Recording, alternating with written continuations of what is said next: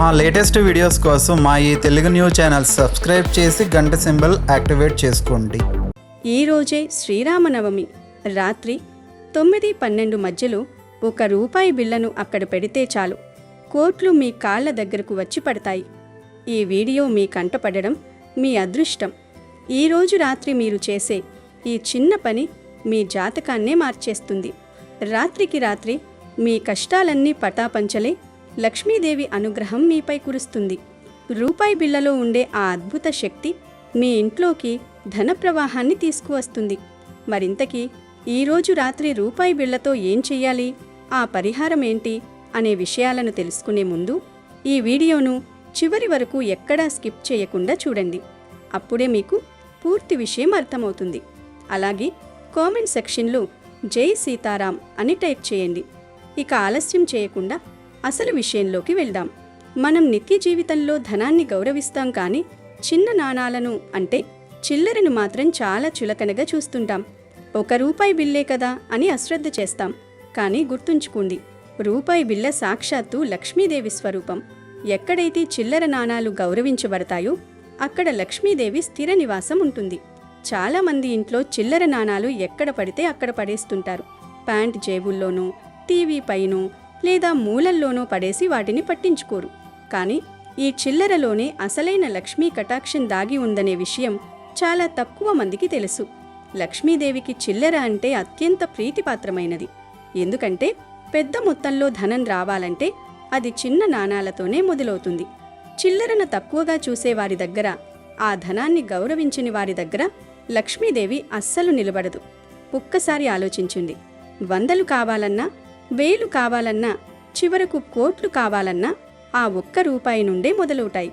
₹1 తక్కువైనా అది ₹1,00,00,000 అనిపించుకోదు. అంటే ఈ సృష్టిలో ధనానికి మూలం ఆ చిన్న రూపాయి నాణమే.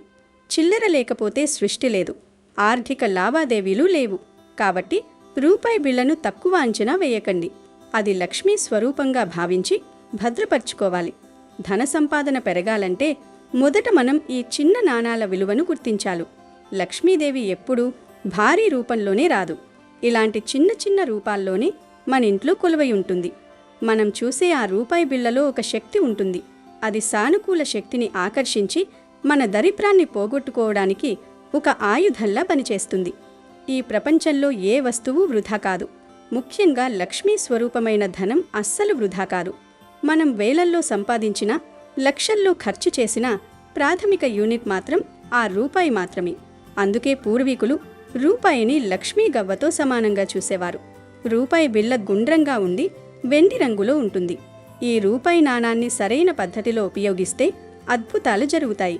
ఈ రోజుల్లో మనం డిజిటల్ పేమెంట్స్కి అలవాటు పడిపోయాం. ఫోన్పే, గూగుల్ పేలలో వేలు పంపుతున్నాం, కానీ చేతితో ఒక నాణాన్ని తాకినప్పుడు కలిగే ఆ శక్తిని మర్చిపోతున్నాం. లోహానికి శక్తిని గ్రహించే గుణం ఉంటుంది. ఆ రూపాయి నాణం అనేక చేతులు మారి మన దగ్గరకు వస్తుంది. అందులో అనేక రకాల శక్తులు నిక్షిప్తమై ఉంటాయి. వాటిని శుద్ధి చేసి ఈ శ్రీరామనవమి వంటి పవిత్ర తిథి రోజున దానికి ఆధ్యాత్మిక శక్తిని జోడిస్తే అది మీ ఇంట్లోకి అపారమైన ఐశ్వర్యాన్ని లాక్కొస్తుంది. కాబట్టి ఇక మీదట చిల్లర కనిపిస్తే అది కేవలం ఇనుము ముక్క అని అనుకోకండి. అది మీ ఇంటికి రాబోయే కోట్ల రూపాయలకు సంకేతమని గుర్తించండి. ఎవరైతే చిల్లర నాణాలను ఒక డబ్బాలో భద్రంగా దాచుకుంటారో వారింట్లో ఎప్పుడూ ధనానికి లోటుండదని శాస్త్రాలు చెబుతున్నాయి. ప్రస్తుత రోజుల్లో ప్రతి ఒక్కరూ ఆర్థిక సమస్యలతో సతమతమవుతున్నారు. ఎంత సంపాదించినా చేతిలో రూపాయి నిలవడం లేదని, అప్పుల బాధలు పెరిగిపోతున్నాయని చాలామంది బాధపడుతుంటారు. పొద్దున్న లేచిన దగ్గర నుండి రాత్రి పడుకునే వరకు కేవలం డబ్బు కోసమే యుద్ధం చేయాల్సొస్తోంది. అప్పులు తీర్చలేక, అవసరాలకు డబ్బు అందక మానసిక ప్రశాంతత కోల్పోతున్న వారు ఎందరో ఉన్నారు. పిల్లల చదువులు, ఇంటి అద్దెలు, ఆసుపత్రి ఖర్చులు ఇలా ఒకదాని తర్వాత ఒకటి వచ్చి పడుతుంటే సామాన్యుడికి దిక్కుతోచడం లేదు. కష్టపడి పనిచేసినా ఫలితం దక్కకపోవడం, అదృష్టం కలిసి రాకపోవడం వంటివి మిమ్మల్ని వేధిస్తుంటే దానికి కారణం మీ చుట్టూ ఉన్న నకారాత్మక శక్తి లేదా మీ జాతకంలో ఉన్న దోషాలే కావచ్చు. లక్ష్మీ కటాక్షం లేని ఇల్లు ఎడారి లాంటివి. ఎన్ని పూజలు చేసినా, ఎంత కష్టపడినా కొన్నిసార్లు ఫలితం రాదు. అలాంటి సమయాల్లోనే మన పెద్దలు చెప్పిన పరిహారాలు అద్భుతంగా పనిచేస్తాయి. ఈ రూపాయి బిళ్ళ పరిహారం మీ దరిద్రాన్ని వేళ్లతో సహా పికిలించి వేస్తుంది. ఈ కష్టాల నుండి బయటపడి సమాజంలో ఒక గౌరవప్రదమైన స్థాయికి వెళ్లాలంటే, కోరుకున్నంత ధనాన్ని సంపాదించే స్టేజ్కి మీరు చేరుకోవాలంటే ఈ రామనవమి రాత్రి మీరు ఈ చిన్న పని చేయాల్సిందే. ఈ రామనవమి రోజున వచ్చే తిథి, నక్షత్ర బలం వల్ల భూమి మీద ఉన్న శక్తి తరంగాలు చాలా వేగంగా మారుతుంటాయి. ఈ సమయంలో చేసే ఏ పరిహారమైనా రెట్టింపు ఫలితాన్ని ఇస్తుంది. మీరు ఎన్నో ఏళ్లుగా పడుతున్న ఇబ్బందులు, ఆర్థిక ఇబ్బందులు, మానసిక వేదనలు కేవలం ఒకే ఒక్క రాత్రిలో మార్పు చెందే అవకాశం ఉంది. అప్పుల ఊబిలో కూరుకుపోయిన వారు కూడా ఈ పరిహారం ద్వారా కొత్త మార్గాలను చూస్తారు. సంపాదన పెరగడానికి కొత్త అవకాశాలు మీ తలుపు తడతాయి. ఈ పరిహారం చేయడానికి మీకు పెద్దగా ఖర్చు అవ్వదు. కేవలం మీ ఇంట్లో ఉండే వస్తువులే దీనికి సరిపోతాయి. ఈ రోజు రాత్రి అంటే శ్రీరామనవమి రోజు రాత్రి 9 గంటల నుండి 12 గంటల మధ్యలో ఈ పని చేయాలి. రాత్రి 9 నుండి 12 మధ్య సమయాన్ని నిషీధకాలం అని కూడా అంటారు. ఈ సమయంలో ఆధ్యాత్మిక శక్తులు చాలా బలంగా ఉంటాయి. మొదటిగా మీరు ఒక శుభ్రమైన ఒక రూపాయి బిళ్ళను తీసుకోండి. ఆ రూపాయి బిళ్ళ పాతదైనా కొత్తదైనా పర్వాలేదు, కానీ అది విరిగి ఉండకూడదు లేదా తుప్పుపట్టి ఉండకూడదు.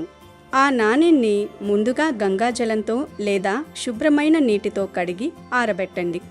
ఆ తర్వాత ఆ రూపాయి బిళ్ళకు మధ్యలో ఒక అందమైన కుంకుమ బొట్టును పెట్టండి. కుంకుమ అనేది శక్తికి మరియు మంగళానికి చిహ్నం. కుంకుమ బొట్టు పెట్టిన ఆ నాణెం ఇప్పుడు ఒక శక్తివంతమైన యంత్రంలా మారుతుంది. దీని తర్వాత మీరు ఒక చిన్న ఎర్రటి వస్త్రాన్ని తీసుకోండి.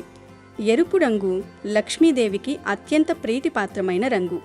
ఎరుపు రంగు ఉత్తేజాన్ని, విజయాన్ని మరియు ఐశ్వర్యాన్ని సూచిస్తుంది. ఒక చిన్న చతురస్రాకారపు ఎర్రటి వస్త్రం ముక్కను తీసుకుని దానిని మీ ముందు ఉంచుకోండి. ఇప్పుడు ఆ ఎర్రటి వస్త్రం మధ్యలో మీరు సిద్ధం చేసుకున్న కుంకుమ బొట్టు పెట్టిన రూపాయి బిళ్ళను ఉంచండి. ఈ క్రమంలో మీ మనసులో శ్రీరాముడిని మరియు లక్ష్మీదేవిని తలుచుకుంటూ ఉండండి. ఆ తర్వాత అదే వస్త్రంలో ఆ రూపాయి బిళ్ళ పక్కన ఒక స్పూన్ అంత ఉప్పును వేయండి. ఇక్కడ మీరు చాలా జాగ్రత్తగా గమనించాల్సిందేంటంటే, మనం వాడేది మామూలు సాల్ట్ కాదు, కల్లు ఉప్పు అంటే సముద్రపు ఉప్పును వాడండి. ఉప్పు అనేది సాక్షాత్తు లక్ష్మీదేవి సోదరిగా పరిగణించబడుతుంది. ఎందుకంటే ఉప్పు మరియు లక్ష్మీదేవి ఇద్దరూ సముద్రం నుండే జన్మించారు. ఉప్పుకు ఉన్న గొప్ప గుణం ఏంటంటే అది తన చుట్టూ ఉన్న నెగిటివ్ ఎనర్జీని, అంటే నకారాత్మక శక్తిని పీల్చేసుకుంటుంది. మీ ఇంట్లో ఉన్న దరిద్రం, కష్టాలు అన్నీ ఆ ఉప్పులోకి వెళ్ళిపోతాయి. ఈ ఉప్పు వేసిన తర్వాత దానిపై 2 వెల్లుల్లి రెబ్బలను ఉంచండి. వెల్లుల్లి గురించి మీరు విని ఉంటారు. ఇది కేవలం ఆరోగ్యానికే కాదు, ఆధ్యాత్మికంగా కూడా రక్షణ కవచంలా పనిచేస్తుంది. వెల్లుల్లి ఘాటైన వాసన మరియు దాని స్వభావం వల్ల దుష్టి శక్తులు, నరఘోష, దిష్టి దోషాలు మన దరి చేరవు. ఆ వెల్లుల్లి రెబ్బలపైన చిటికెడు పసుపును వేయండి. పసుపు సర్వమంగళకారిణి. ఇది విషక్రిములను ఎలా చంపుతుందో అలాగే మన జీవితంలో ఉన్న విషతుల్యమైన కష్టాలను కూడా నాశనం చేస్తుంది. ఇప్పుడు ఈ 5 వస్తువులను అంటే రూపాయి బిళ్ళ, కుంకుమ, ఉప్పు, వెల్లుల్లి మరియు పసుపులను ఆ ఎర్రటి వస్త్రంలో ఉంచి ఒక మూటలాగా గట్టిగా కట్టండి. ఈ మూటను కట్టేటప్పుడు మీ సమస్యలన్నీ తీరిపోవాలని బలంగా సంకల్పం చేసుకోండి. ఈ మూట సిద్ధమైన తర్వాత అసలైన ప్రక్రియ మొదలవుతుంది. ఈ మూటను తీసుకుని మీ ఇంట్లో ఉన్న వారందరినీ ఒక చోట కూర్చోబెట్టండి. పిల్లలు, పెద్దలు అని తేడా లేకుండా అందరికీ ఈ మూటతో దిష్టి తీయాలి. మొదట ఇంటి యజమానికి, ఆ తర్వాత మిగిలిన వారందరికీ దిష్టి తీయండి. దిష్టి తీసేటప్పుడు తల నుండి పాదాల వరకు 3 సార్లు కుడి నుండి ఎడమకు, ఆపై 3 సార్లు ఎడమ నుండి కుడికి, ఆ తర్వాత పైన నుండి కిందకు 3 సార్లు తిప్పుతూ దిష్టి తీయాలి. ఇలా చేయడం వల్ల ఆ వ్యక్తులపై ఉన్న నరఘోష, కంటిచూపు దోషం లేదా ఏదైనా బాహ్యశక్తుల ప్రభావం ఉంటే అది ఆ మూటలో ఉన్న రూపాయి ఉప్పు మరియు వెల్లుల్లిలోకి ఆకర్షించబడుతుంది.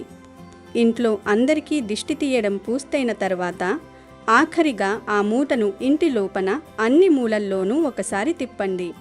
దీనివల్ల గోడల మధ్య దాగి ఉన్న నెగిటివ్ ఎనర్జీ కూడా తొలగిపోతుంది. అందరికీ దిష్టి తీసిన తర్వాత ఆ మూటను ఎక్కడా కింద పెట్టకుండా నేరుగా బయటకు తీసుకుని వెళ్ళాలి. ఇప్పుడు ఈ మూటను తీసుకుని మీ ఊరిలో లేదా మీ ఇంటికి సమీపంలో ఉన్న ఏదైనా గుడికి వెళ్ళండి. అది ఏ గుడి అయినా పర్వాలేదు. రాముడి గుడి కావచ్చు, కృష్ణుడి గుడి కావచ్చు, లేదా శివాలయం కావచ్చు. కానీ శ్రీరామనవమి కాబట్టి రాముడి గుడి లేదా ఆంజనేయ స్వామి గుడి అయితే ఇంకా ఎక్కువ శక్తి ఉంటుంది. మీరు గుడికి వెళ్ళినప్పుడు ఆ మూటను గుడి లోపల ఒక పక్కన ఎవరూ తొక్కని చోట పెట్టండి, లేదా గుడి ఆవరణంలో ఉన్న ఏదైనా చెట్టు మొదట్లో పెట్టవచ్చు. ఒకవేళ రాత్రి సమయం కాబట్టి గుడి తలుపులు మూసి ఉంటే గుడి బయట ఉన్న ప్రహరీ గోడ పక్కన గాని లేదా గుడి మెట్ల పక్కన గాని ఆ మూటను వదిలేయండి.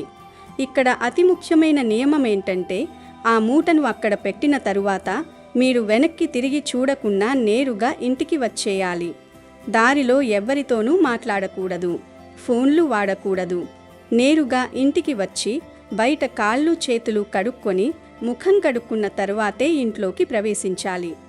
ఇలా చేయడం వల్ల మీరు వదిలేసిన ఆ దరిద్రం మళ్ళీ మీతో పాటు ఇంట్లోకి రాదు. ఈ ప్రక్రియను అత్యంత నిబద్ధతతో, భక్తితో చేయాలి. చాలామంది ఈ పరిహారాలను తేలికగా తీసుకుంటారు, కానీ నమ్మకంతో చేసే ఏ పనైనా అద్భుత ఫలితాలను ఇస్తుంది. ఈ శ్రీరామనవమి రాత్రి 9 నుండి 12 గంటల మధ్య మీరు చేసే ఈ చిన్న పని వల్ల మీ జీవితంలో అద్భుతమైన మార్పులు మొదలవుతాయి. మీరక్కడ పెట్టిన ఆ రూపాయి బిళ్ళ కేవలం ఒక నాణం కాదు, అది మీ కష్టాలను మోసుకెళ్లే ఒక వాహనంలా మారుతుంది. ఉప్పు మీ ఇంట్లో ఉన్న దరిద్రాన్ని పీల్చుకుంటే వెల్లుల్లి మీ చుట్టూ రక్షణ కవచాన్ని ఏర్పరుస్తుంది. పసుపు కుంకుమలు మీ ఇంట్లో మంగళాన్ని నింపుతాయి. ఈ పరిహారం చేసిన మరుసటి రోజు నుండే మీకు మనశ్శాంతి లభిస్తుంది. రాత్రికి రాత్రే మీ జీవితం అద్భుతంగా మారిపోతుంది. ఆగిపోయిన పనులు మళ్ళీ మొదలవుతాయి. అప్పులిచ్చిన వారు మీపై ఒత్తిడి తగ్గించవచ్చు, లేదా అప్పులు తీర్చడానికి మీకు కొత్త ఆదాయ మార్గాలు లభించవచ్చు. కోరుకున్నంత ధనం సంపాదించే స్టేజ్కి మీరు వెళ్ళడానికి మార్గం సుగమమవుతుంది. సంపద అనేది కేవలం అదృష్టం వల్ల మాత్రమే రాదు, అది మనం చేసే ప్రయత్నం మరియు దైవ అనుగ్రహం తోడైనప్పుడు మాత్రమే లభిస్తుంది. ఈ రామనవమి అటువంటి అద్భుతమైన అవకాశాన్ని మీకు కల్పిస్తుంది. ఈ సమాచారం మీ వరకు చేరడం మీ అదృష్టమని నేను మొదట్లోనే చెప్పాను. ఎందుకంటే ఎంతో మందికి ఇలాంటి పరిహారాల గురించి తెలియక జీవితాంతం కష్టాల్లోనే ఉండిపోతారు. మీకు ఈ అవకాశం దక్కింది కాబట్టి దీనిని వదులుకోకండి. కేవలం ₹1 ఖర్చుతో మీ జీవితాన్ని మార్చుకునే అవకాశం ఇది. ఈ పవిత్రమైన రోజున మీరు చేసే ఈ సత్కార్యం మీ తరతరాలకు కూడా మంచి ఫలితాలనిస్తుంది. ఈ వీడియోలో చెప్పిన విషయాలను మీ మిత్రులకు, బంధువులకు కూడా షేర్ చేయండి. ఎందుకంటే ఎవరి కష్టం ఎలా ఉంటుందో మనకు తెలియదు. మీ వల్ల ఒక కుటుంబం అప్పుల బాధ నుండి బయటపడితే ఆ పుణ్యం మీకే దక్కుతుంది. అలాగే ఈ వీడియో మీకు నచ్చినట్లయితే తప్పకుండా లైక్ చేయండి. మీరు లైక్ చేయడం వల్ల ఈ వీడియో మరింత మందికి చేరుతుంది. ఒకప్పుడు ఒక పల్లెటూరులో రాము అనే ఆటో డ్రైవర్ ఉండేవాడు. అతనికి శ్రీరాముడు అంటే ప్రాణం. రాము భార్య పేరు రాణి. ఆమెకు ఆంజనేయ స్వామి అంటే ఎంతో భక్తి. వారి ఇంట్లో శ్రీరాముడు, ఆంజనేయ స్వామి కలిసి ఉన్న పటం ఉండేది. రోజు పూజ చేసేవారు. ఒకరోజు రాణి, నేను ఆటో నడపడానికి వెళ్తున్నాను, నువ్వు ఇంట్లోనే జాగ్రత్తగా ఉండు, బయట ఎండలు మండిపోతున్నాయి అని రాము అన్నాడు. వద్దండి, నేను కూడా ఏదో ఒక పని చేయాలని అనుకుంటున్నాను. మీరు ఒక్కరే ఎందుకు కష్టపడాలి? కుటుంబం నడవాలంటే ఇద్దరం కష్టపడాలి కదా. ఈ ఆటోని మనం అప్పు చేసి కొన్నాము. ఎంత త్వరగా అప్పు తీరిస్తే అంత మంచిది అని రాణి అంది. అయ్యో, నువ్వేమీ కంగారు పడకు, నేను ఉన్నాను కదా.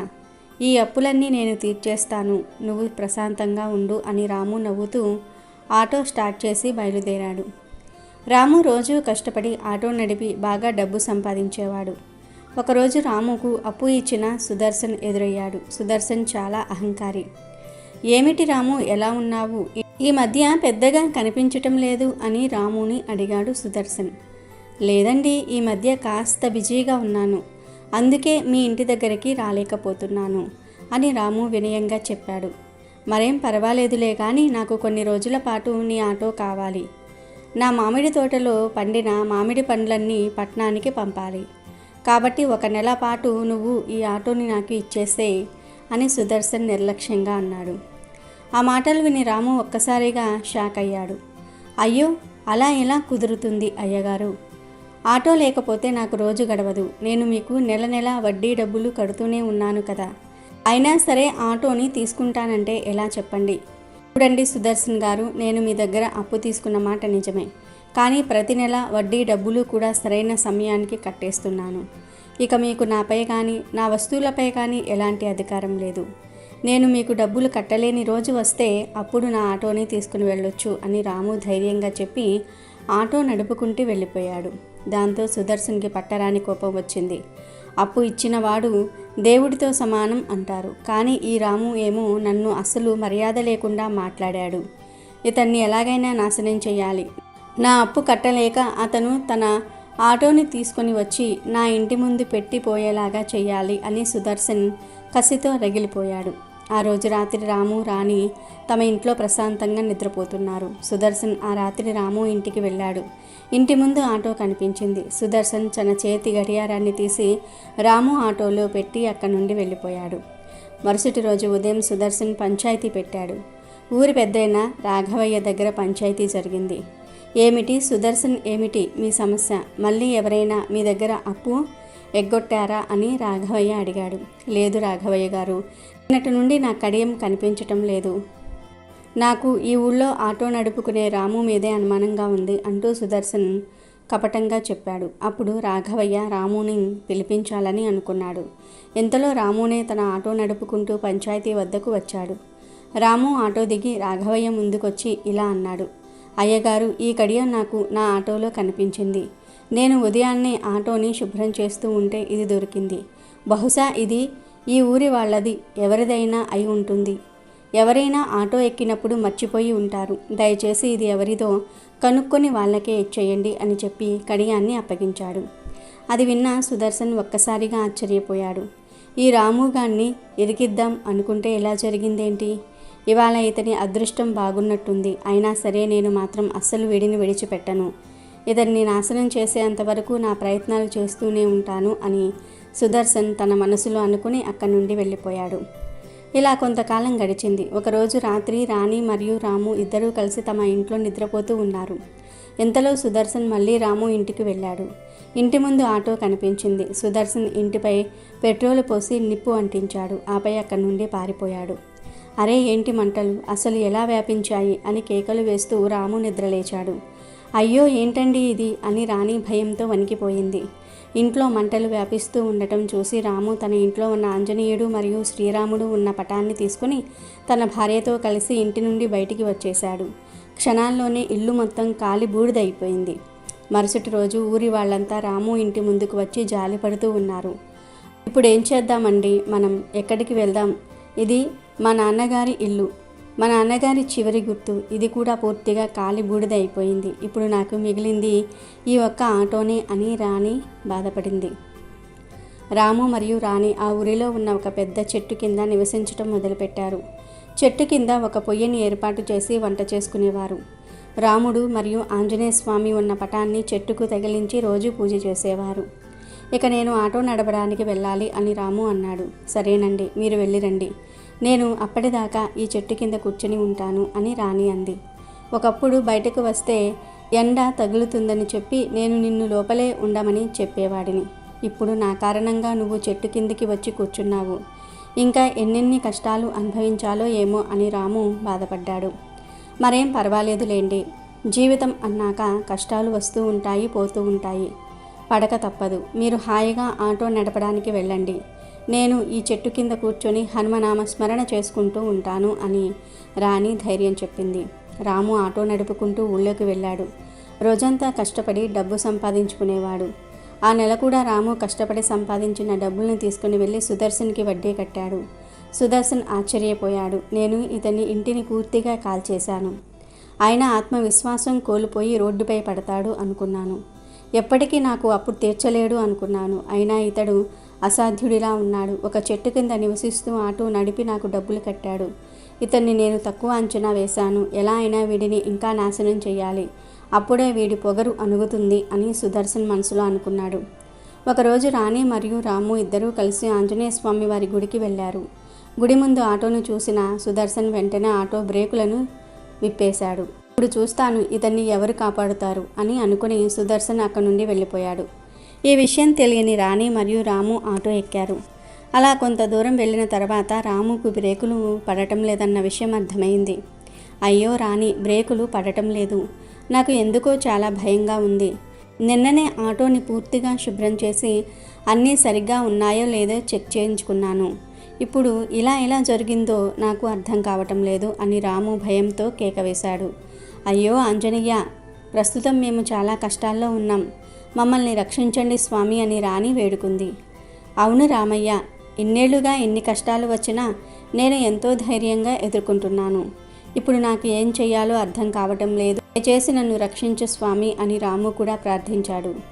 ఆటో అదుపు తప్పి ఎక్కడికెక్కడికో వెళ్ళిపోతూ ఉంది. అలా వారి ఆటో ఒక లోయలోనికి పడబోతూ ఉంది. ఇంతలో ఆంజనేయ స్వామి మరియు శ్రీరాముడు ఇద్దరూ ఒక్కసారిగా ప్రత్యక్షమయ్యారు. ముందు వైపు నుండి ఆటోను గట్టిగా ఆపారు. అంతే, ఒక్కసారిగా ఆటో ఆగిపోయింది. రాణి మరియు రాము ఇద్దరూ ప్రాణాలతో బ్రతికి బయటపడ్డారు. శ్రీరాముడు ఆంజనేయులను చూసి ఎంతో సంతోషించారు. స్వామి, మమ్మల్ని రక్షించడానికి వచ్చినందుకు మీకు చాలా ధన్యవాదాలు. భక్తుడు ఆపదలో ఉంటే దేవుడు ఖచ్చితంగా వస్తాడు అనడానికి ఇదే నిదర్శనం స్వామి అని రాము కృతజ్ఞతతో అన్నాడు.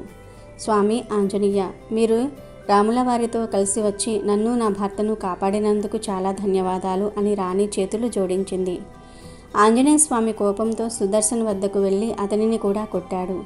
కానీ సుదర్శన్కి తనను ఎవరు కొడుతున్నారో మాత్రం అస్సలు కనిపించలేదు. కేవలం దెబ్బలు మాత్రమే తగిలాయి. మరోవైపు శ్రీరాముడు రాము మరియు రాణీలకు ఒక అందమైన ఇంటిని సృష్టించి బహుమతిగా ఇచ్చాడు. అలా శ్రీరాముడు మరియు ఆంజనేయ స్వామి తమ భక్తులకు కష్ట సమయంలో సహాయం చేసి వారిని బ్రతికించారు, వారికి సుఖాన్ని అందించారు. భక్తికి మించిన శక్తి లేదని, నిజమైన భక్తులను ఆ దేవుడు ఎప్పుడూ కాపాడుతూ ఉంటాడని ఈ కథ నిరూపిస్తుంది. అమెజాన్లో బెస్ట్ డిస్కౌంట్స్ కోసం వీడియో డిస్క్రిప్షన్లో లింకు ఉంది, చూడండి. అలాగే మా టెలిగ్రామ్ ఛానల్ సబ్స్క్రైబ్ చేసుకోండి.